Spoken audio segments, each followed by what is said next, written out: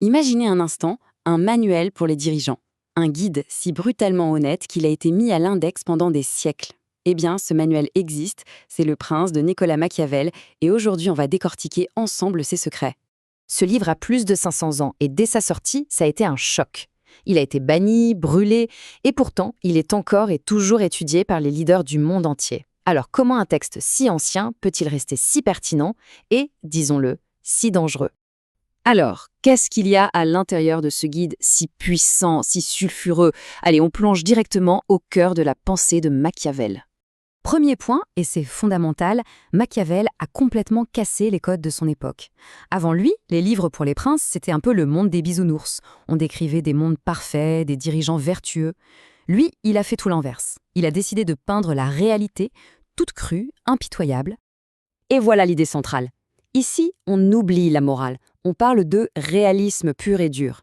Machiavel n'essaie pas de dire ce qui est bien ou mal, non. Il s'intéresse uniquement à ce qui fonctionne, pour prendre le pouvoir et surtout pour le garder. Et justement, avec cette vision très réaliste, Machiavel met le doigt sur un problème fondamental. Pour un nouveau prince, le plus dur, ce n'est pas de gagner, non. Le vrai défi, il commence juste après. D'après lui, il y a plusieurs chemins pour arriver au pouvoir. On peut en hériter, c'est le plus simple. On peut l'obtenir par son propre talent, sa force, son audace, c'est ce qu'il appelle la vertu.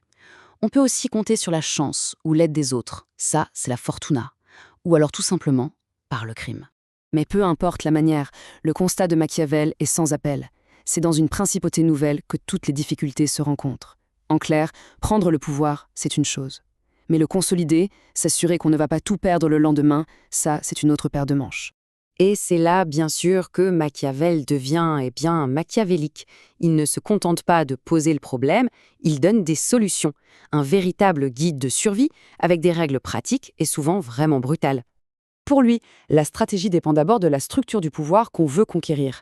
Il compare deux modèles. D'un côté, l'Empire turc, très centralisé autour du sultan, c'est une forteresse difficile à prendre, mais une fois qu'on a fait tomber le chef, tout s'écroule et c'est facile à tenir. De l'autre, la France de son époque, avec ses nobles puissants, ses contre-pouvoirs, facile d'y entrer, mais un cauchemar à contrôler sur le long terme.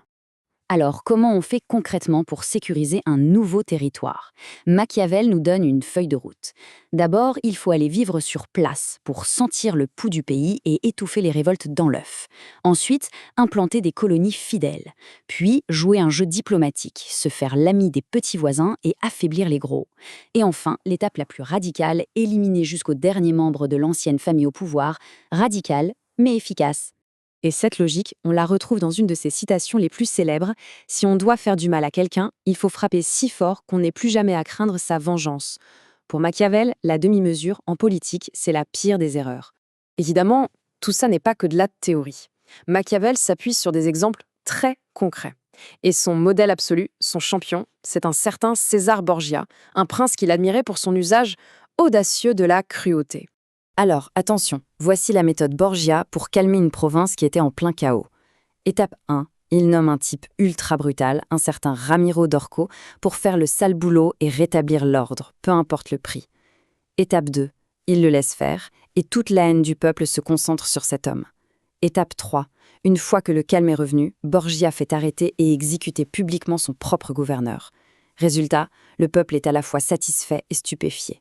C'est l'exemple parfait de ce que Machiavel appelle une cruauté bien employée, rapide, décisive, et surtout, le prince s'en lave les mains. Un autre point non négociable pour Machiavel, l'armée. Il le répète sans cesse. Les mercenaires, c'est inutile et dangereux. Leur seule loyauté, c'est l'argent. Un prince n'est vraiment maître de son destin que s'il a sa propre armée, composée de ses propres citoyens. On arrive maintenant au cœur du réacteur, la question la plus célèbre de tout livre, un dilemme qui a traversé les âges. C'est la grande question que tout le monde se pose.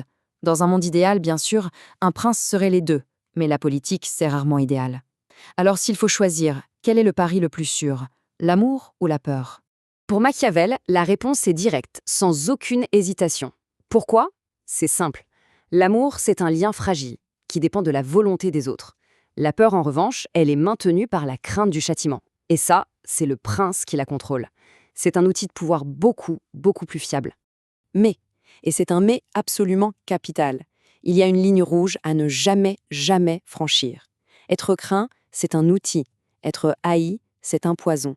Un prince doit tout faire pour éviter la haine de son peuple, parce que la haine, elle, mène au complot, aux rébellions et à la chute.